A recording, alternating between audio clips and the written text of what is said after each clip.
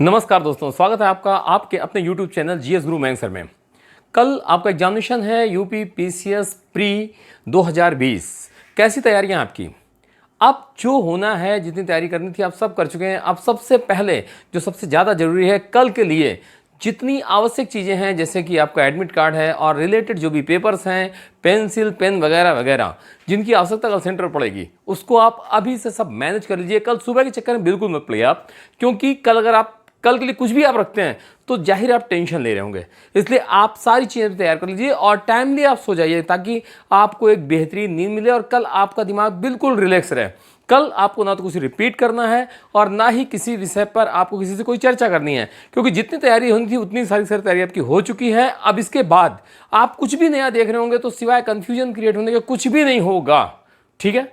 और अब जो आपका पेपर का पैटर्न है, आपको बिल्कुल तनाव लेने की आवश्यकता नहीं है। फिलहाल कुछ दिनों से आप रवैया देख ही रहे हैं। यूपी पीसीएस के एग्जाम की जब तैयारी कर रहे थे तो इसके पहले भी कुछ एग्जामिनेशंस आपने दिए होंगे या फिर जो भी पेपर आए हैं, अगर आपने उनको देखा है तो जाहिर सी बात जो आयोग का अंदाज है वो आपको समझ में आ गया होगा, ठीक है।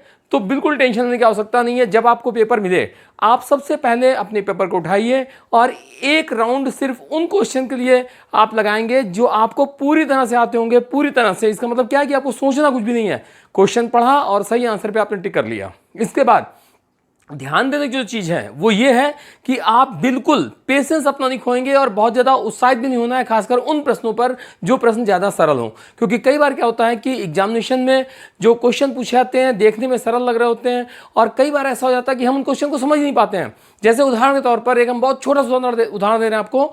आपसे क्वेश्चन पूछा गया कि ताजमहल का निर्माण किसने कराया, और एक क्वेश्चन पूछा गया आपसे कि ताजमहल के निर्माण के समय उसका वास्तुकार कौन था। ध्यान दीजिएगा, तो ताजमहल का निर्माण जैसे यहां तक आता है क्वेश्चन, आप बिल्कुल ओवर कॉन्फिडेंस हो जाते हो, उत्साहित हो जाते हो कि अरे ताजमहल के निर्माण की बात कर रहा है। आप वास्तुकार या निर्माण किसने करवाया इसको आप नहीं समझ पाते हैं और बस यहीं पर आपसे गलती हो जाती है। तो इस चीज़ का विशेष ध्यान रखें और पहले राउंड पे आप वो सारे क्वेश्चन कर डालें जिनमें आपको पूरा कॉन्फिडेंस है, इनके आंसर आपको बिल्कुल सही तरह आते हैं। उसके बाद आप दूसरा वो उठाइए जिसमें आपको थोड़ा थोड़ा डाउट है, यानी 50-50 जिनको हम कहते हैं, आप उनको उठा सकते हैं और उसके बाद उस पर थोड़ा सा आप तार्किक तरीके पे काम कर रहे होंगे, ठीक है ना, कि ये क्वेश्चन नहीं होगा। एक कॉन्सेप्ट होता है पॉजिटिव कॉन्सेप्ट में आप क्या करते हैं कि आपको मालूम है कि ये आंसर होगा, आपने आंसर लगा दिया। दूसरा कॉन्सेप्ट होता है निगेटिव, जिसमें आपको ये मालूम होता है कि कम से कम ये 3 आंसर तो नहीं है, तो जो बच रहा होता है जाहिर सी बात है वही आपका सही आंसर होता है। तो आप इन 2 राउंड्स पे पहले वर्किंग करेंगे। इसके बाद फिर आप ये देख रहे होंगे कि अब आपके पास जो क्वेश्चंस हुए हैं वो कितने परसेंट हो रहे हैं। अगर ये क्वेश्चन आपके 70% से एबव है तो बिल्कुल संभल कर, यानी कि अब एक एक कदम रखने में बहुत ज़्यादा सावधानी की आवश्यकता है। अगर आपके 60% ऊपर है तो जाहिर सी बात है आप थोड़ा सा और भी देख सकते हैं कि किन क्वेश्चन में आपको और गुंजाइश मिल सकती है। और अगर आपका 50% से नीचे जा रहा है तो डेफिनेटली फिर यार जो है सो करो, क्योंकि अब उसके बाद भी रिजल्ट नहीं आना है। अगर तुक्के सही लग गया तो हो सकता है रिजल्ट आ भी जाए, ठीक है ना। तो कहने का सेंस ये है हमारा कि कल के पेपर में सिर्फ आपको इतना ध्यान देना है कि पहले राउंड पे सारे सरल क्वेश्चन आप निपटा दें और दूसरे राउंड पे आप उन क्वेश्चन को लें जहां पर आपको थोड़ा डाउट है। और इसके साथ आप बिल्कुल ध्यान दें, आप रोल नंबर सही भरें अपना, और उसमें जो भी फिल करना है आपको उसका बिल्कुल ध्यान दें। और एक साथ कई सारे आंसर फिल करने के मूड में कतई ना रहें आप।